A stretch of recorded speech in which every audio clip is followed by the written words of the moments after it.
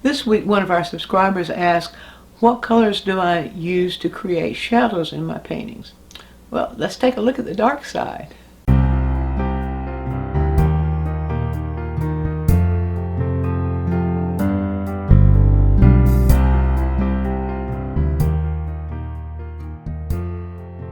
Actually, to create good shadows, and what we mean by shadows are darks that are in shadow that feel like shadow. Just adding black to a color makes it darker, but it doesn't make it feel like a shadow. But to study shadows, study the colors in shadows, you're going to discover two things. One is you're going to discover that the shadow itself has in it the local color on which it's being cast. And the other thing you're going to discover is that shadow is more neutral.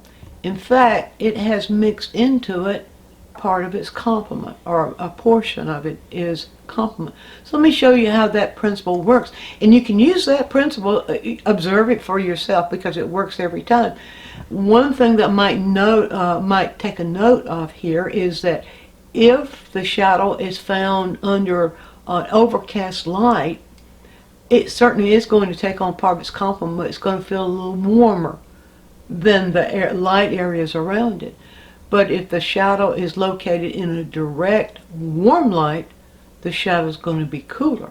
Now, so shadows in cool light appear warmer, meaning they're going to have just a little bit more warmth, and shadows that are in direct warm light are going to appear cooler. Now, just hold that one thought aside for a moment, and let's look at what actually happens to a color in shadow. A local color in shadow. Now, whatever color is in shadow has some original color within it. If it's white, it's reflecting some color. So I found this photograph on Pixabay.com, and it just happens to have in it some of the primary colors plus green. That's enough for us to use in order to show you how the principle works. We're going to start with the blue one here. Now, we will read into this one in the area right where the shadow ends and the knot in shadow begins. That's where we read the local color. So that tells us what color the shadow is in. Now, this is going to work whether the shadow is on the subject or whether the shadow is being cast. If it's a cast shadow, then you look at the color of the surface onto which it's being cast. Well, let's take a look at that. So if we have a blue, such as this, then the blue is the local color. Well, let's put a blue here. Let's get it, it will be kind of a middle value local color of blue. And here it is right here. So that would be a blue that would be in the neighborhood of the local color of this blue. So the complement of blue is orange. On the color wheel, well, I'll just show, I've got a color wheel right here, and you can always use the color wheel to think these things out. Here's blue, complement of blue is orange. We want an orange, it would be better if we had an orange that was the same value as the blue, but if we don't have an orange in the same value of the blue, we can use an orange that is closer to the value of a blue. So let's just say like this. We can take a alizarin crimson and a little yellow and create an orange. Here's the orange right here. A little bit more of the yellow. Create an orange. Now, another good color to use for this that is an orange, burnt sienna, is the color that everybody knows about.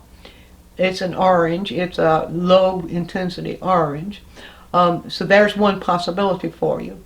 So I won't go into all the others. There's so many various colors and values of oranges available. This is a good way to do it. Just take a dark red, which is alizarin crimson, and add a little yellow into it, and you get an orange. Now, if my theory works, this orange will give us a shadow color, which means it will give us this color right here. All right, so I just moved my brush. Let me just get some paper towel here and wipe the palette knife. All right, I'll just take this brush that has the blue in it. I'll touch it a little bit of orange here, like this, and we'll put it here.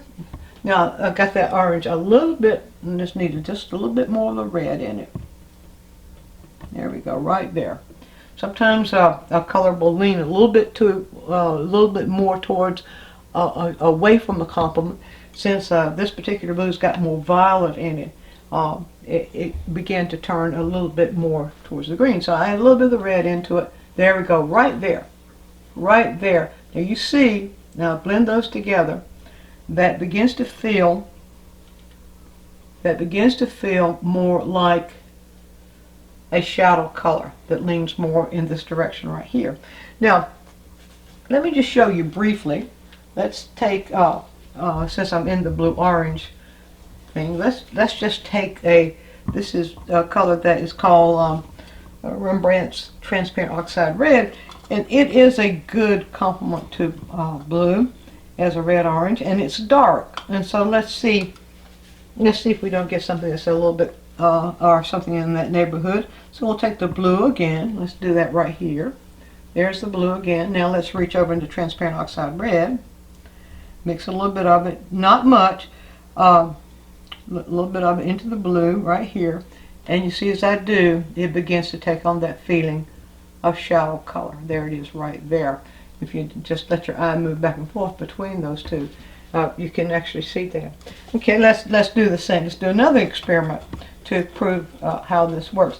By the way, what actually happens, if you look on the color wheel, and that you can look for this, the color, as it will move, it gradually moves towards its complement. So if the color is blue, then it will gradually move in this direction, which means that in reality it'll begin to pick up a little bit more red as it moves towards its complement of orange.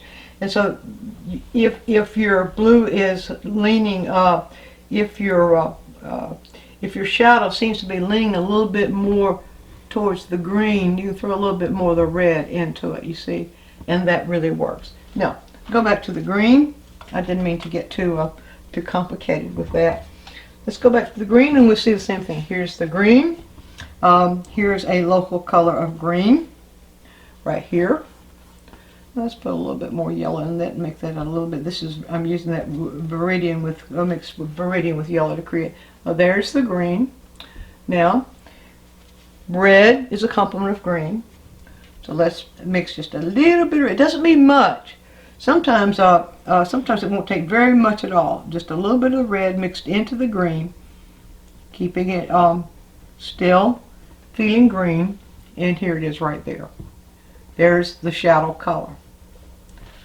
Green leaning into shadow.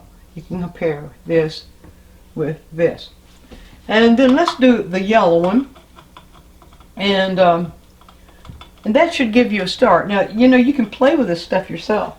Just put some colors out, pull out your color wheel, and play with mixing colors where you move the color, the local color, add into it its complement just a little bit at a time to create that feeling of shadow. Here's yellow, right here. And we're going to create a feeling of shadow, adding its complement, which is purple. Just a little bit, doesn't take much. Just a little bit of purple into yellow, and here it is, right there. There's the shadow color for that yellow that we're seeing right there. Let your eyes move back and forth over it, and you see how that works. So if you just use that principle, just remember that the shadow is being cast on a surface.